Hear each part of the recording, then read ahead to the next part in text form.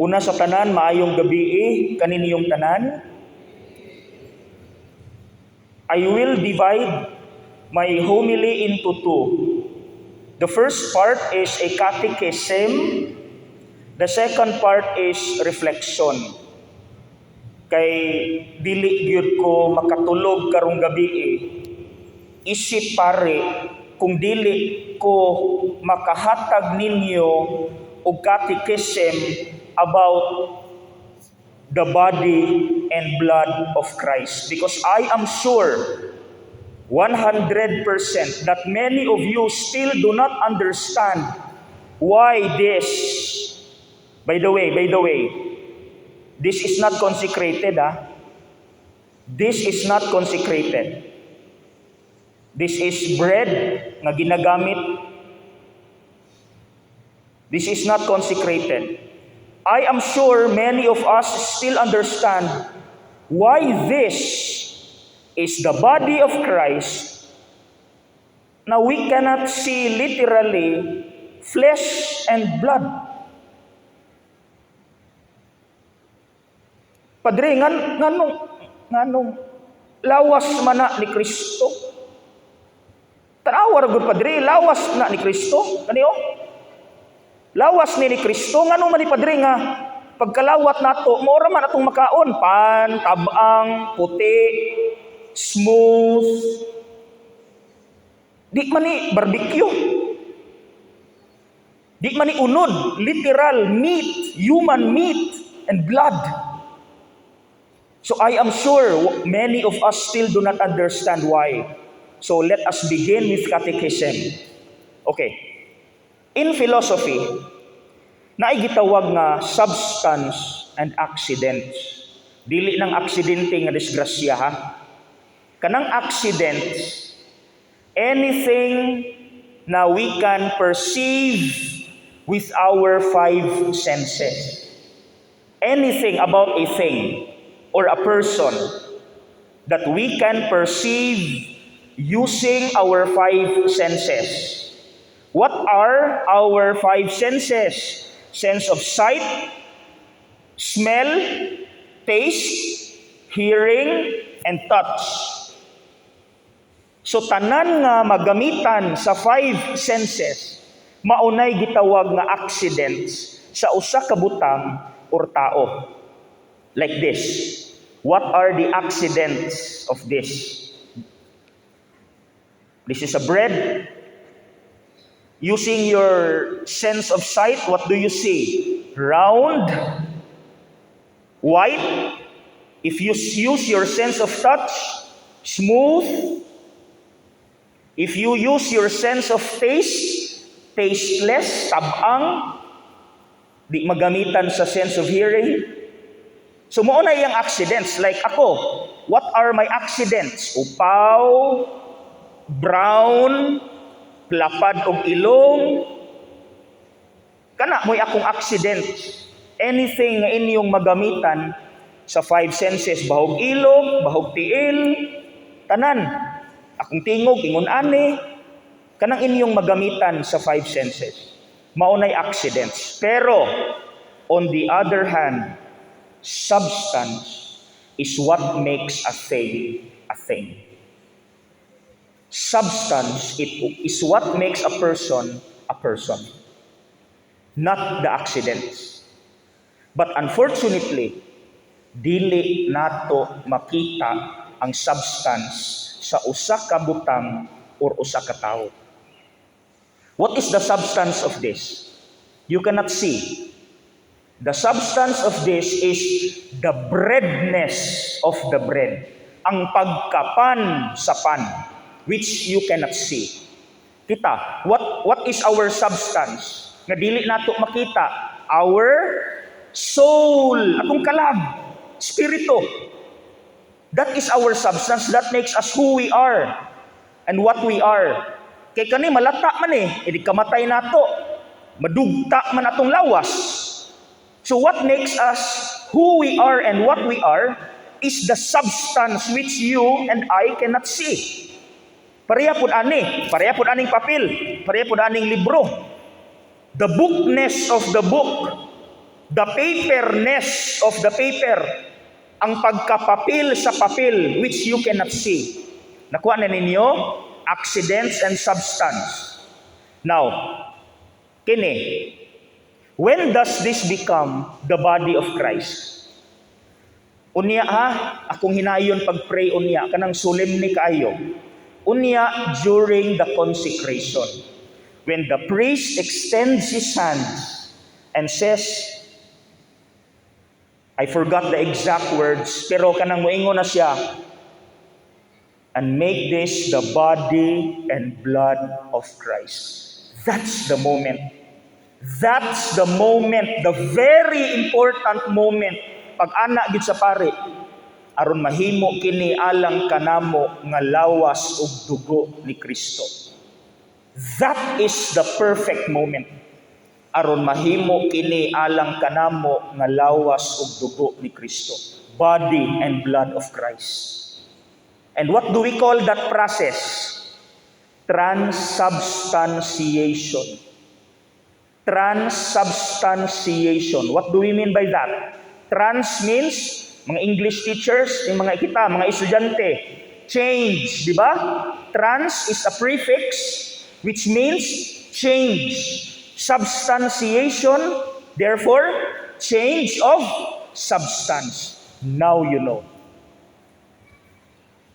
During the consecration, nganong dili ni mahimong unod, literal flesh, because during the transubstantiation, it is not the accident ang mausab, but the substance which you cannot see. So pag ana dispari unya kanang kadamisa, so that this will become for us the body and blood of Christ. Pag ana di ay naay change nga nahitabo pero dili ta kakita. Bisan pag unsaon ninyo unya, ay kalimot yun, ay kalimot pagluhod ninyo human sa huli, muluhod man ta, moingon na pare, bendisyon kini bla bla bla, so that this will become for us the body and blood of Christ. Actually naay galihok nga change diha, pero di nato makita. So usa man ang change nga di nato makita pag ana gyud pag consecrate sa pare, ang iyang substance ani ang pagkapan sa pan nga di nato makita, kumbaga ang kalag ni Hawa na kabalumukin sa ni puli, the very substance of the body of Christ. Si Kristo mismo. Capital letters na, si Kristo mismo. So ayaw mong ingon na this is the symbol of the body of Christ. Ayaw. This is not a symbol of the body of Christ. But after the consecration, this becomes the real body of Christ. Do you want a biblical basis? Gibasa ganiya sa second reader. O sa may gibasa ganiya sa second reading. Jesus said, "This is my body." He did not say, "This is the symbol of my body." Diba? During the Last Supper, He took bread and He said, "Take this, all of you, and eat it. For this is my body." He did not say, "This is the symbol of my body." So mga igsoon, now you know. Now you know. Nganong during communion, inikaon nato walay na usab sa lami, hitsura, because ang accidents nagpabilin. Wala man ay kwenta. Because what makes a thing is the substance man. So, pagkaon nimo mo nang moingon ang pare or ang kaabag, the body of Christ, because it is really the body of Christ, pero diri sa substance. So kani unya mahimo na ni siyang body gyud ni Kristo, lawas gyud ni Kristo, ug ang wine pod mahimo pong blood of Christ. The substance. Okay? I hope nasabtan ninyo. I hope you are still following. I hope you are still listening. because this is very important. Now, before I proceed to the part 2 of my homily, akong hangyo. Since unya, paghuman sa consecration, mahimo naman ning lawas ni Kristo. Before the pandemic, we were allowed to receive the body of Christ by mouth, by tongue, and by hand. Pero during the pandemic until now, we are highly encouraged nga dawaton sa kamot ang lawas ni Kristo. So gadawat ta, lawas ni Kristo, amen. Since this is the body of Christ, bisan pag buak-buak ko nako ni karon akong gibuak akong gipanggisi ni kanang gamay nga nabilin is still the body of Christ 100%.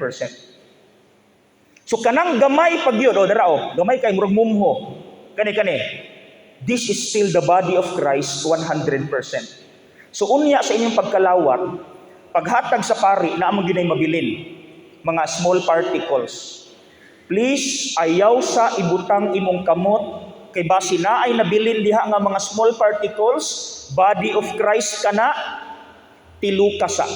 Check your palm later, make it a habit. Check your palm, tiluka. Ayaw pud tilae, murag tag iro ana. Punita pod, pakyut-kyut pod imo ang tudlo diha. Punit, hantod wala nay mabilin, ibutang ang kamot. Make it a habit. Ako ay habit na nako kun mga lawat ko. Okay? Sige, let's proceed to the second part. Now you know that unya the ordinary bread and wine becomes the body and blood of Christ. Let's talk about our attitude. Pasaylo ako, narabay naminaw sa gawas karon kay di nakasulod dire. Mga naas gawas, dako kay tentasyon ninyo diha nga dili makafocus sa misa. Bisan diri gani sulod nga naa na mo sulod, di gani ka focus ang uban. So let's talk about attitude. Now we know that kana di ang atong gikalawat is the body of Christ, and that is the reason why nisimba ta, why we are here. Number 1 question, do you still have the excitement? Sige daw, mo review daw tabi. Do we still have the excitement every time we line up for communion? Kana bang anticipation ba nga, hala, hapit na ko, hala, ako na'y sunod. Lord, I am excited to receive you. Naapa ba na? Or nilinya-linya na lang ta? Nga walay feeling, walay pagbati, basta lang nakalinya. You know what? Before I was assigned in the seminary, I was assigned at St. Vincent's College as school chaplain. O kanang mag first communion media sa elementary, sa annex, matandog ko sa mga bata. Because for the very first time, ilang makaon ang lawas ni Kristo. And makita nako sa ilang mga mata how excited they were. Excited kay sila sa ilang paglinya. Mga igsuon, can we go back to our first communion? Can we go back? Suggestion, please. Can we go back to our first communion experience? Nga sa atong paglinya, as if we receive the body of Christ for the first time, munang excited ta. Pwede ba na? Okay, number 2 question. How about the sense of guilt and unworthiness?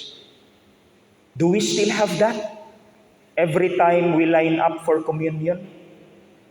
Naa ba na kanang guilt and unworthiness? Kana bang galinya ka, niingon ka ba nga,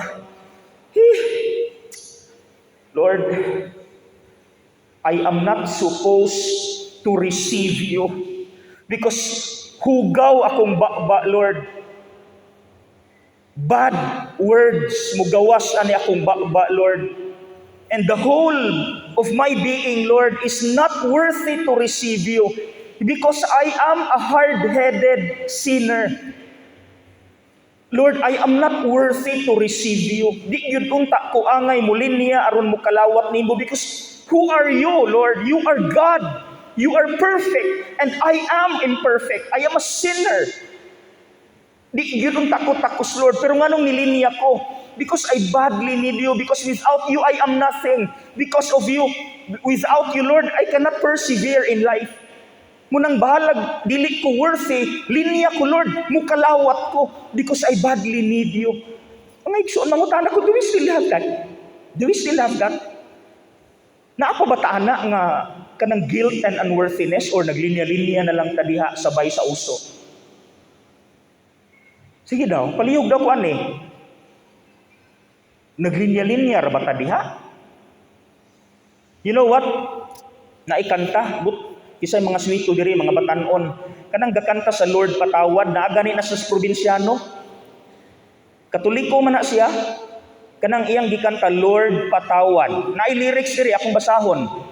Ako'y nagsisimba kapag gusto ko lang. Pag may bagong damit na ipagyayabang. Pag may jowa akong makakalampungan, kapag may bebot na ang gaganda, pag may baklitang nakakatawa, ako'y nagsisimba kapag gusto ko lang. Ingon ana ba ta? Kanang kusog kay mamantay. Munang ang uban moingon, Padre, sa atubangan ko mulingkod dre kay aron di ko makasala. Muna akong hangyo, let me grab this opportunity to remind you, palihog sa mga maningbahay, please dress appropriately. Kanang dili ka makakos og iskandal sa mga nagtan-aw nimo. Nga tungod sa imong sexy kaayo nga gisuot diha, mayawaan na nang gatan-aw nimo. Makasala na. So palihog, men and women who are here, suot pud mo appropriate nga pangsimba, dili nang revealing outfits. Then kamo pod nga mga himantayon, apiyungan na lang pod inyong mata, mga marites. Piyong na lang pod, ay pud sig pamantay nga kutob sa nimo labay, hala hatod gyud. Hala hatod gyud. Muna na yung trabaho diri, mahuman na lang ng misa la, pangita di ako sa bikil la, upaw oh. La, to ay ko ano? To iyang tagkubo na buling.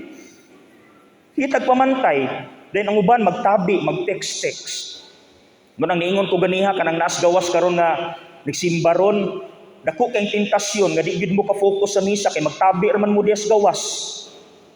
Di ba? Aminin, nay kanay katabi nagway di aros gawas, wala na naminaw sa wali. Di ba? So, let me end by sharing with you my experience sa Egypt when I was in Egypt 3 years ago. Didto mi sa airport. And many of the workers in the airport are Muslims, no? Brothers and sisters nato nga Muslims. I was so moved nga nakahilak yun ko. Because ang nakatandog kay wherever they are, it was Ramadan. It was Ramadan. Natunong nga Ramadan mi pag adto na mo Egypt. Natandog kay ko, kay bisan security guard, kanang janitor, pag abot sa ilang prayer time, wherever they are, when it was time for them to pray, they never hesitated to lay down their carpets, kneel down, and pray sincerely. No hypocrisy, dili plastic, just pure love, because that is how they love and respect God. Wa gid sila'y pake, bisag naa tunga-tunga sa airport, buklad sa ilang carpet, luhod ampo from the bottom of their hearts.